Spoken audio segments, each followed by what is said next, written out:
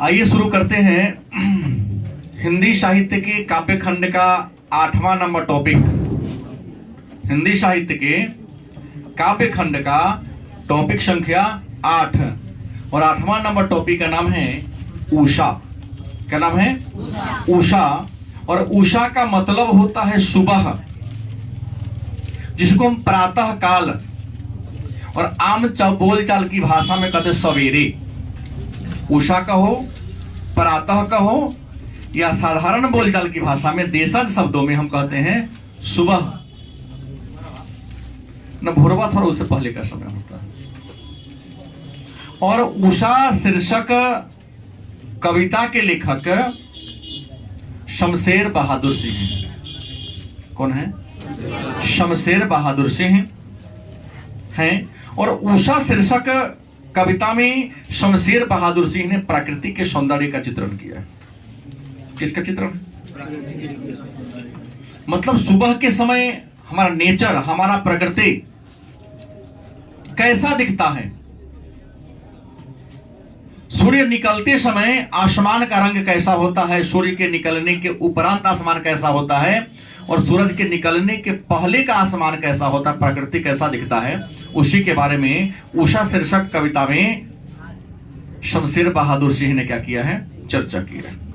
कविता पाठ करने से पहले हम ये जाने कि शमशेर बहादुर सिंह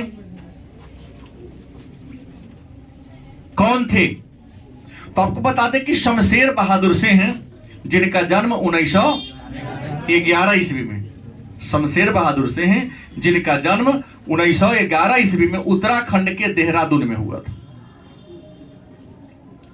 शमशेर बहादुर सिंह का जन्म 1911 ईस्वी में उत्तराखंड के देहरादून नगर में या शहर में हुआ था। और देहरादून क्या था? इनका ननिहाल था। इनका पैतृक गांव नहीं था, मतलब इनका जन्म नानी गांव हुआ था। इनका पैतृक गांव उत्तर प्रदेश के मुजफ्फरनगर जिला का एल्लम था। इनका जो पैतृक गांव था कहां था? एल्लम, जो वर्तमान उत्तर प्रदेश के मुजफ्फरनगर जिला में पड़ता है। इनके पिता का नाम था तारीफ सिंह। शमशेर बहादुर सिंह के पिता का नाम क्या था? तारीफ सिंह। और माता का नाम था प्रभुदेवी। पिता का नाम तारीफ सिंह और माता का नाम क्या था? प्रभुदेवी। इनका विवाह धर्मदेवी से हुआ था, मतलब इनके पत्नी का नाम क्या था? धर्मदेवी। और इनका विवाह 18 वर्ष की अवस्था में 1929 में हो गया था। हालांकि विवाह के 4 वर्षों के बाद ही इनकी पत्नी का निधन हो गया था। 4 या 5 वर्ष में 1933 में इनकी पत्नी क्या हो गई थी? मर गई थी। शमशेर बहादुर सिंह का निधन मतलब मृत्यु 1993 ईस्वी में हो गई। कितने में? 1993 ईस्वी में शमशेर बहादुर सिंह की क्या होती है? मृत्यु हो जाती है। यह जाट जाति के थे। शमशेर बहादुर सिंह किस जाति के थे? जाट थे। इनकी प्रारंभिक शिक्षा मतलब पहिला से जब विद्यालय में गए तो प्रारंभ में इनको क्या पढ़ाया गया? उर्दू पढ़ाया गया। मतलब प्रारंभिक शिक्षा किस भाषा में शुरू हुई? उर्दू में। जाट मराठों सॉरी सिख का एक ये होता है, पंजाब में जाओगे ना तो सिख का एक जाति है जाट, बुझ गए। तो इनकी प्रारंभिक शिक्षा किसमें हुई? उर्दू भाषा में हुई। लेकिन इन्होंने बीए और एमए इलाहाबाद यूनिवर्सिटी से किया था। किससे किया था? और इलाहाबाद विश्वविद्यालय कहाँ है? उत्तर प्रदेश में है। कहाँ है? तो इन्होंने इलाहाबाद विश्वविद्यालय से बीए भी किया और एमए भी किया। किस विषय में? इंग्लिश विषय में। पूछ सकता है कि शमशेर बहादुर सिंह किस विषय से एमए? एमए को पीजी भी कहते हैं। एमए का फुल फॉर्म होता है मास्टर ऑफ आर्ट और पीजी का फुल फॉर्म होता है पोस्ट ग्रेजुएट। क्या होता है? हिंदी में कहते हैं बीए को स्नातक। क्या कहते हैं? एमए को स्नातकोत्तर या परास्नातक। ठीक है। तो इन्होंने एमए किस विषय से किया? अंग्रेजी भाषा से किया था। 1978 ईस्वी में इन्होंने सोवियत रूस की यात्रा किया था। शमशेर बहादुर सिंह सोवियत रूस की यात्रा कब किए? 1978 ईस्वी में किए। और सबसे बड़ी बात, शमशेर बहादुर सिंह एक कवि के साथ साथ शायर भी थे। शमशेर बहादुर सिंह कवि माने कविता लिखने वाले। कवि किसे कहते हैं? कहानीकार, कहानी लिखने वाले को। गाने वाले को गायक, वैसे ही शायरी करने वाले को शायर कहा जाता था।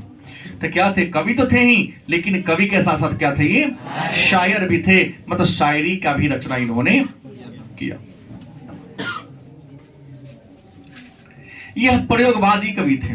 हिंदी साहित्य के क्षेत्र में अगर आपसे पूछे कि कौन प्रयोगवादी कवि थे, तो शमशेर बहादुर सिंह क्या थे? प्रयोगवादी कवि थे। और इन्होंने अनेक सारी कविताएं लिखी। इनके द्वारा लिखे गए कविता संग्रह का नाम है कुछ कविताएं। क्या नाम है? कुछ कविताएं। कुछ और कविताएं। झुका भी नहीं हूं मैं इतने पास अपने उदिता, कल तुमसे होर है मेरी बात बोलेगी और सुकून की तलाश। ये सारे कविता संग्रह है, कहानी कोई नहीं है। इन्होंने केवल कविता ही लिखा। इनके द्वारा लिखा है कविता है कुछ कविताएं, कुछ और कविताएं। कुछ भी नहीं हूं मैं, सॉरी, चुका भी नहीं हूं मैं इतने पास अपने उदिता, तुमसे कल होर है मेरी बात बोलेगी और सुकून की तलाश। हाँ, गजल इनका नहीं, किसी अन्य लिखा है गजल है। सही बोले, गजल है, क्योंकि शायर भी थे ना ये। सुकून की तलाश सीरियल में क्या इसमें गजल है। गजल भी एक प्रकार के गीत की तरह ही होता है, कविता की तरह ही होता है। लेकिन इन्होंने, इनकी प्रसिद्धि कब मिली? तो दूसरा सप्तक, जिसका प्रकाशन 1951 में हुआ। कई बार पूछा गया प्रश्न है, दूसरा सप्तक से फेमस हो गए। लेकिन इनके द्वारा लिखा गया पुस्तकों में सबसे ज्यादा जो फेमस है कौन? चुका भी नहीं हूं मैं। पूछा जा सकता है सबसे प्रसिद्ध पुस्तक कौन है शमशेर बहादुर सिंह का? तो चुका भी नहीं हूं मैं। शमशेर बहादुर सिंह को हिंदी साहित्य के क्षेत्र में कई पुरस्कार भी मिला है। शमशेर बहादुर सिंह को हिंदी साहित्य के क्षेत्र में कई बड़े बड़े पुरस्कार मिले हैं। पुरस्कार क्या मिला है? तो 1977 ईस्वी में साहित्य अकादमी पुरस्कार मिला है।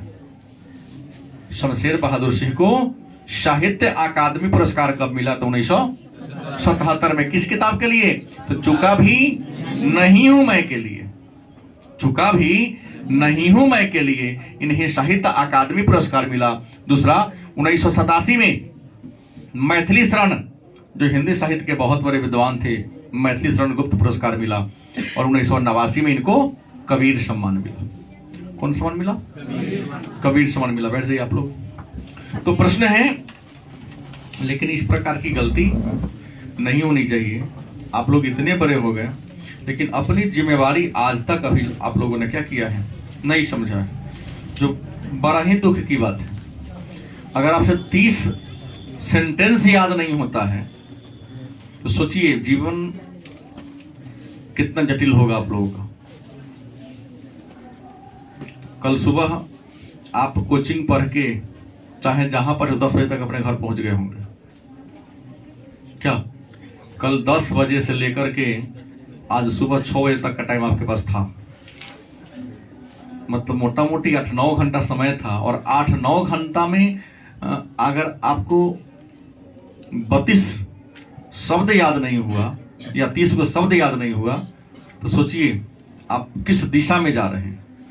विशेष नहीं कहूंगा, इसलिए नहीं कहूंगा कि आप समझदार हैं, बड़े विद्वान आप लोग हैं, नहीं, और आप अपने जीवन की नाव को चलाने वाला सेलर खुद आप हैं। अच्छा नाव को चलाओगे, लक्ष्य तक जल्दी पहुंचेगा। नाव को चलाने में थोड़ा सा इधर उधर करेंगे, आपका नाव क्या होगा? मझधर में फंसेगा, जहां का वहीं रहेगा, कुछ नहीं कर पाओगे। और ऐसे भी आपके पास 2 से 2.5 महीना आपके पास टाइम है, उससे अधिक टाइम आपके पास नहीं है। फिर भी क्या पता कौन सा मोह माया में आप लोग फंसे हुए हैं। क्या बनती? तो कविता शुरू करो। उम्मीद है शमशेर बहादुर सिंह का जीवन चरित्र जो हम लोगों ने पढ़ा है आप लोगों को समझ में आया होगा। और दोबारा इसको एक बार और देख लीजिएगा। पाठ का नाम क्या है? उषा। पाठ का नाम क्या है? और उषा का मतलब क्या होता है? सुबह। उषा का मतलब क्या होता है? या प्रातः काल। हम लोग गांव में सवेरे सवेरे, अंग्रेजी वाले आप लोग हैं तो मॉर्निंग